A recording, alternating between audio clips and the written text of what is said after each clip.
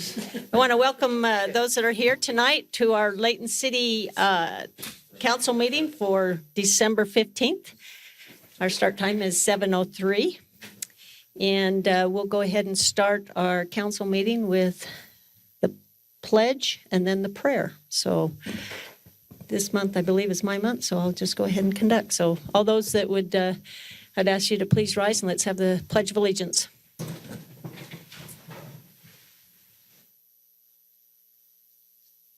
I pledge allegiance to the flag of the United States of America and to the republic for which it stands, one nation, under God, indivisible, with liberty and justice for all.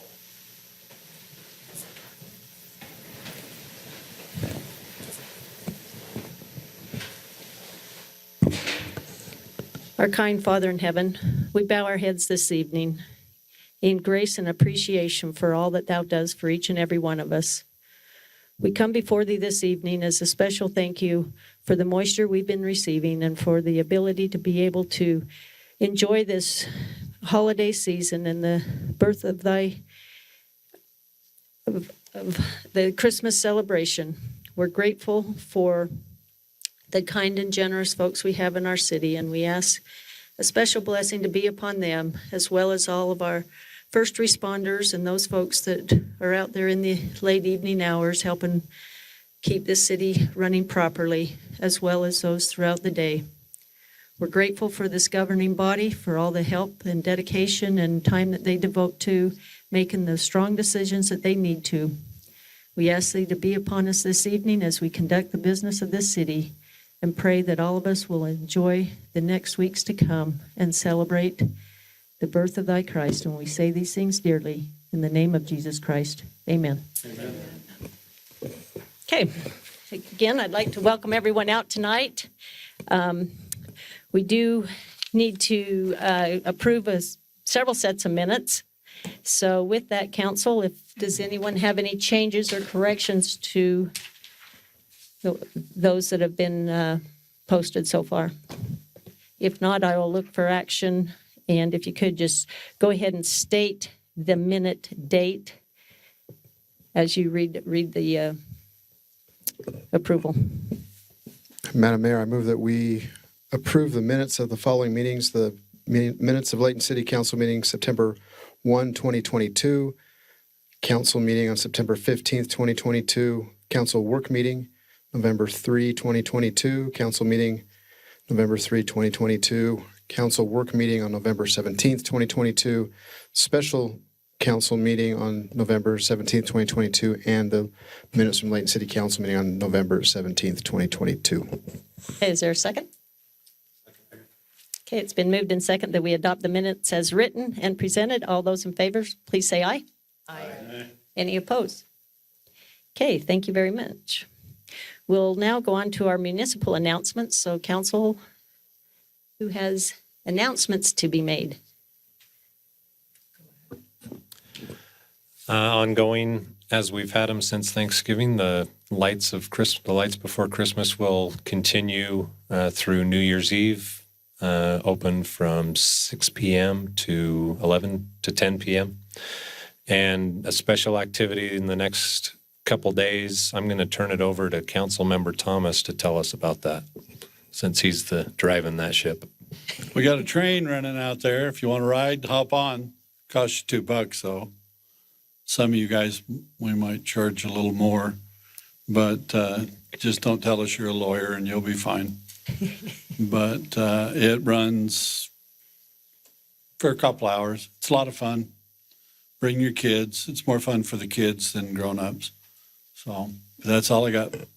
And they can visit the hot chocolate shack as well. Oh, I forgot about the hot chocolate shack. That's okay. If you want a ticket, go to the hot chocolate shack and they'll sell you tickets.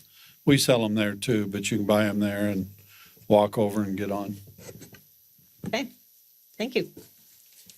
So Davis Arts Council has their small stage concert series. This is the first and third Friday of every month between October and April, and they're free just across the parking lot here. And also OPA, On Pitch Performing Arts, they are doing their Holiday Follies show. started on last night, and that'll be going through the 19th. Very good. That's a fun show. I saw it last year, and it was a lot of fun. Okay, anyone else? Okay, thank you. We'll go ahead then and go on to our citizens' comment at this point in time. So if anyone in the audience would like to address the council, you're more than happy. We'd ask you to go to either side of the podium, state your name and address for the record.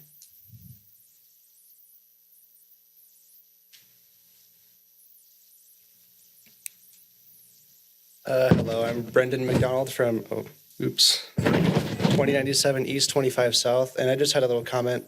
I noticed going down Gentile by Smiths, a lot of drivers go really, really fast. I was wondering if there's a way to maybe put like a sign or maybe some sort of light kind of coming down, because I've almost seen some accidents, and that's just my comment, so. You're talking Smith's grocery store, not their distribution? The grocery store, yeah, kind of like below the church kind of there, because a lot of people turn right and they go really, really fast, so I've almost seen some accidents, so, yeah. Okay, thank you. Is there anyone else? Okay, seeing that there's no other comments, I'm going to go ahead and go on to item number 5, which is our consent items tonight. Actually, we only have one. So with that, I'm going to turn the time over to Tracy Probert, who's our finance director, to give us the report on our financial year end of June 30 of 2022. Yeah. Mayor, members of the council, good evening. So we bring to you tonight our annual comprehensive financial report. Includes the financial statements of the city, the independent auditor's opinion, and the independent auditor's reports on compliance and internal control. Before I get into that too much, I'd like to turn a little bit of time over to your independent auditor, Robert Wood from HBME, and he'll discuss his audit reports with the mayor and council. Thank you, Mayor and Council. Pleasure to be with you this evening. As we presented in your work meeting, we have our independent audit reports and then 2 separate reports at the back of the book. My pleasure to report to you. I've given you the best opinion that we as a CPA firm can provide your organization. It's an unmodified opinion. We don't feel there's any material misstatements or discrepancies of noteworthy in your financial statements. If we found adjustments, those were made by management. Second report in the back of the book is on internal control and on your compliance with laws and regulations. We didn't find, that's not an opinion, but it's a report. We didn't find anything that needs to be reported as a material weakness, a significant deficiency, or a control deficiency. So it's a clean report. The last one is required by the state auditor's office. It's your compliance with the state laws and Utah code. Now, there's certain things that we test every year. There's certain things that we test, or certain things that we test annually, certain things that we test on a 3-year rotation basis. We did find 2 items that needed to be reported as a finding this year. The first one, our favorite one to present, your general fund balance. When you look at your assigned and unassigned and committed funds compared to your general fund revenues, you're at 50%. State code wants you to be between minimum of 5%, maximum of 35%.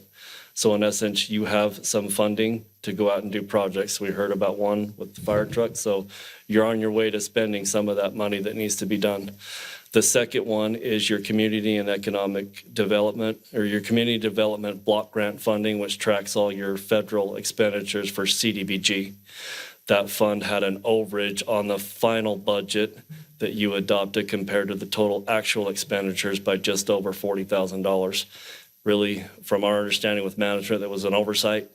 It's spending federal dollars. They don't receive funding really from any other source but tracking the CDBG dollars. So just an oversight from last year's carryover that didn't get physically put into or amended in the budget this year. So small finding. Other than that, everything else is clean.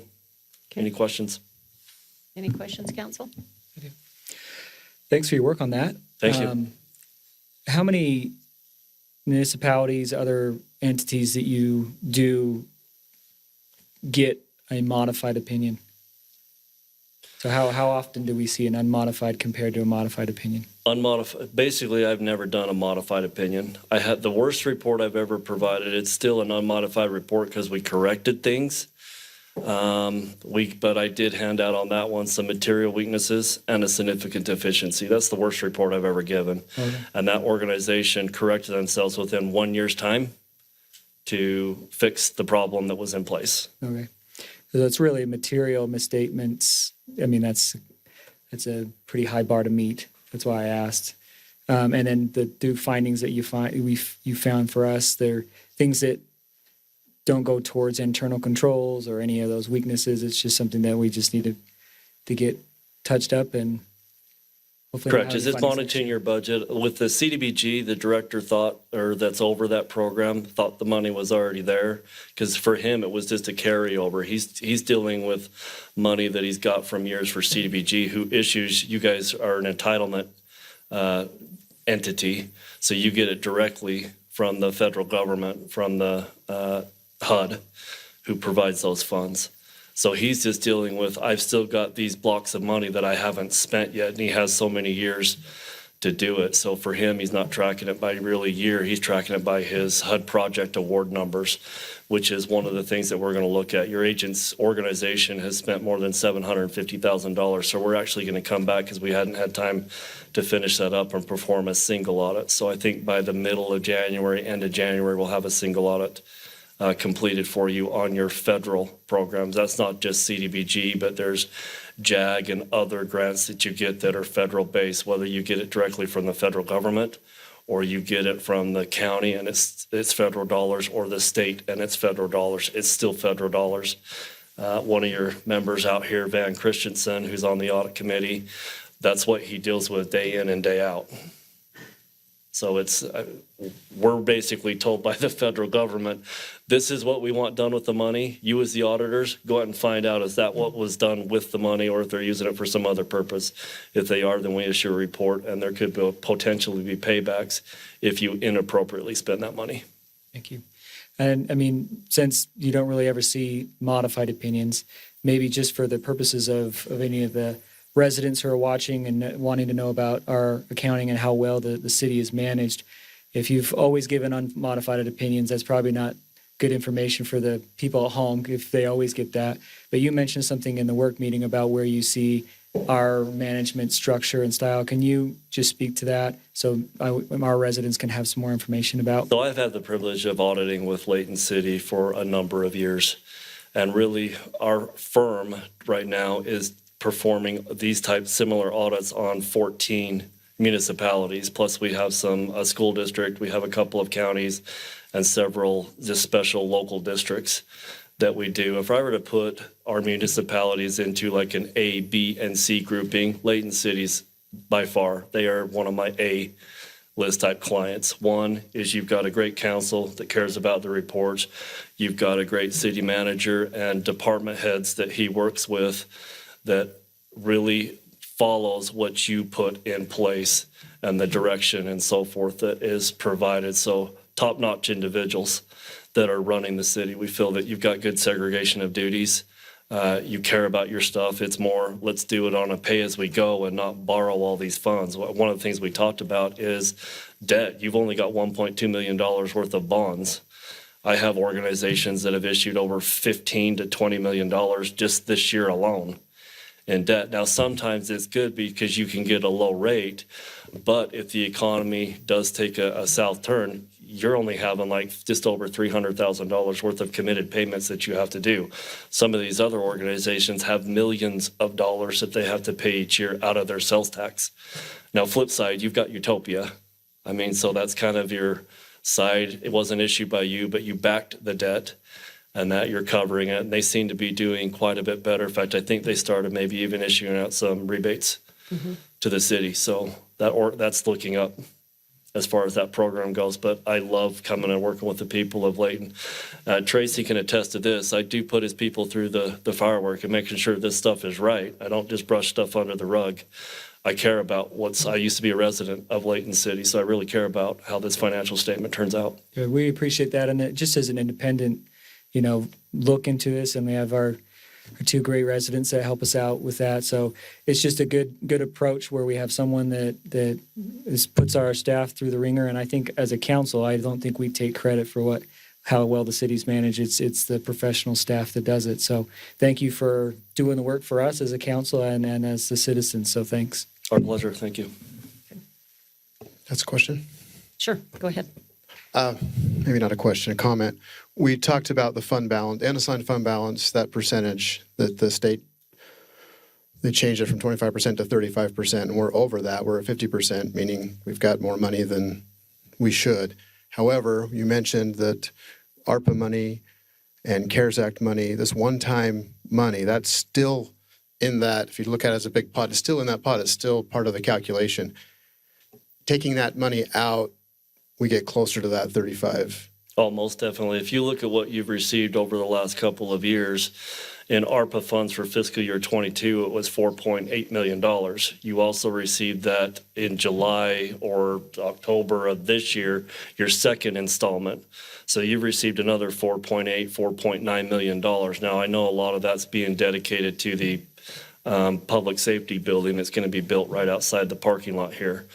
You look at the CARES Act money that came in. I mean, the federal government has pumped billions, I should say, and you've been the recipient of millions of those dollars to come in. Well, you already had budgets set up, so this is really subsidized or added to your budget. A lot of the, like the CARE Act money was helping to pay for first responders, paid for a lot of the public safety. So you still had the funds set aside, but you got another revenue source that came in, which has allowed you as an organization to go out and say, what other projects do we have that will benefit our residents? And I think you're taking place on some of those with road maintenance, park upgrades, park improvements. The list continues to go on. And I heard a presentation in there from your fire chief on, he found a great buy. If you look at like fire trucks, they're taking over 2 years to go out and get. He's got one that you might be able to get within a week or two at a $250,000+ savings on a buy. Who knows what those are going to go if you were to wait. That might cost you 3 times that for what he's looking at. So I think it stipulates to the people that you have running your different departments. They manage the funds really well. Okay. Thanks. Okay. Any more comments? Tracy, maybe before you get started, I know you're going to present the numbers, but I think it would be wise if we can at least acknowledge our 2 citizens that are on this committee. So, gentlemen, Doug, Van, do you mind coming up? Just stand up here so the camera guy can get a hold of you. And certainly if you want to make a quick statement on this, I think it would be good, because I think this truly shows how this council and myself and the staff appreciate the work that goes into this. And not only that, the time, the volunteer time of the experts within our city that are part of this audit committee. So thank you. Could make one comment if I could. Yes, I'd love it. So we appreciate being part of it. It's fun to, I do. It's good to be with good people, and appreciate the work that Tracy does in the finance department, certainly as a member of the city. The one thing, Councilmember Loxton, you asked the question like unmodified opinion, what does that mean? It basically means that financial statements are fairly presented. It doesn't mean that it's good news or bad news. So you can have financial position that's very bad, insolvent or something like that, and it can still be an unmodified opinion. It can still be good. And I think the one thing that I would just point out is that, as Doug and I look at the financial statements, I think we both would agree that the city's financial, the news is good. So yes, it's fairly presented, it's unmodified, but even better, the city, is in a strong financial position from just what the financial statements say. So unmodified is one measure, but the next measure is as you read the statements, what does it mean? What do they say? And it's good. Okay, thank you. Doug? I would echo Van's comments. That's one of the things that we pay attention to is the level of management focus on those fiduciary responsibilities that they have to the citizens to manage those receipts properly. So we pay attention to that in our discussions and in the financial statements that are produced as well. It's our sense of that is that there's a great deal of attention given, and that care is provided by city management to properly utilize those funds that come. This latest circumstance, that was my first impression. 50%, that's an awful lot of money to be kicking around. But as you realize that those funds are very much like the funds most of us received as economic stimulus during the COVID pandemic time, those same kinds of funds flowed to cities and other governmental units to be used.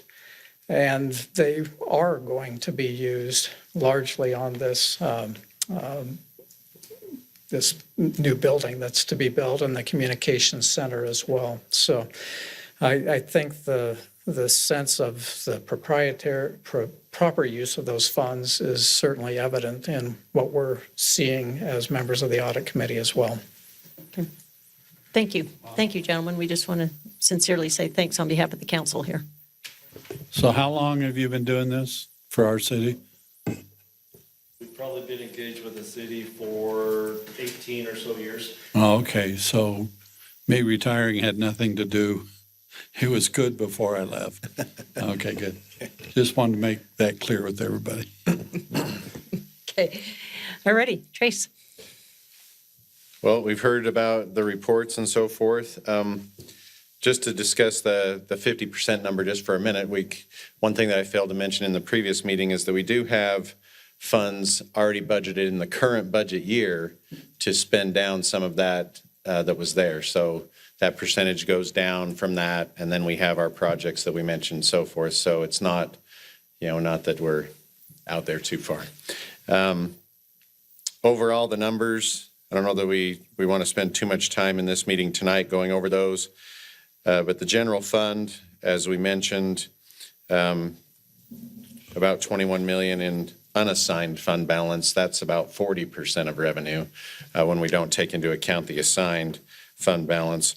At some point, if you review over my information and you get to the enterprise funds, then we can have I'll keep it kind of short discussion on a couple of accounting standards that made these look a little confusing.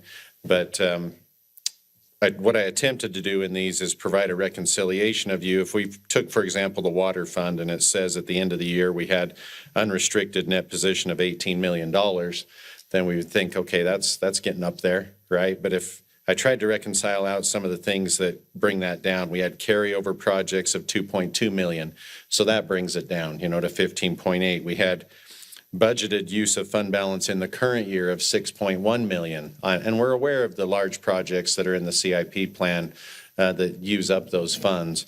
And so in the end, when I reconcile some of these things out past what we're required to report at June 30th, we come down to 7.9 million, so that's kind of where we would expect to be. And the other number that I point out on that is the revenue number, which we've talked about a little bit.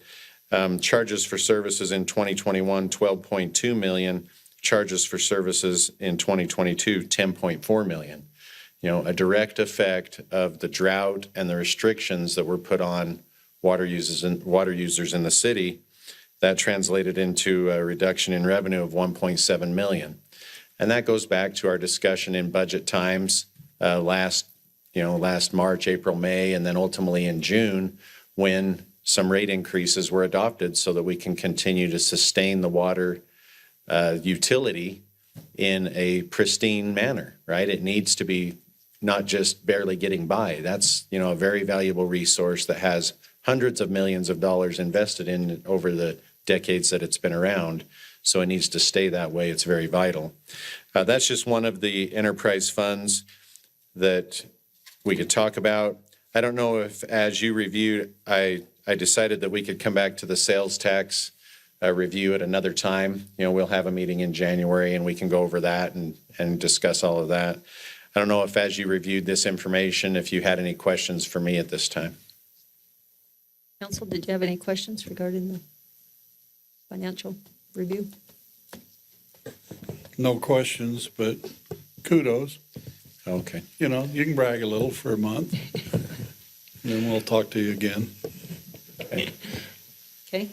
Well, I would like to add, too, I do appreciate the audit committee members. They gave some very valuable feedback to us. It's nice to have a nice set of eyes that's maybe looking at it as a citizen that actually has, no offense to other citizens, right, but a citizen who has extensive financial background and can really try and interpret what the financial statements are trying to say.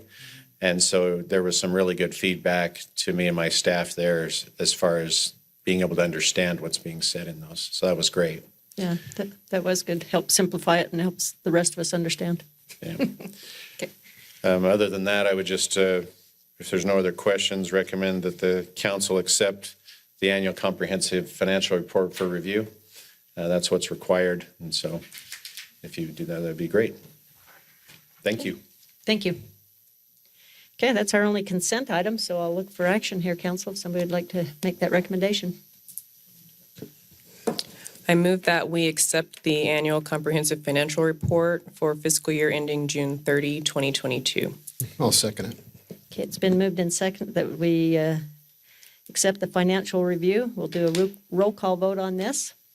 So we'll start out with Councilmember Thomas. Aye.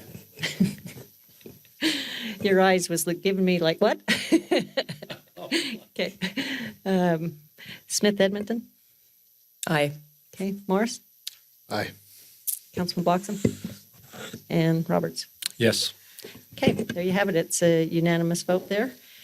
Okay, that's our end of our consent items. We really don't have a public hearing tonight. However, we do have one item of unfinished business that I just want to quickly acknowledge. I mean, usually we try to acknowledge each one of the council's birthdays and do some type of little celebration and cupcakes or whatever. But this month it's Tyson's birthday, and he had an unusual request. No cupcakes, no sweets, but he does like beef jerky.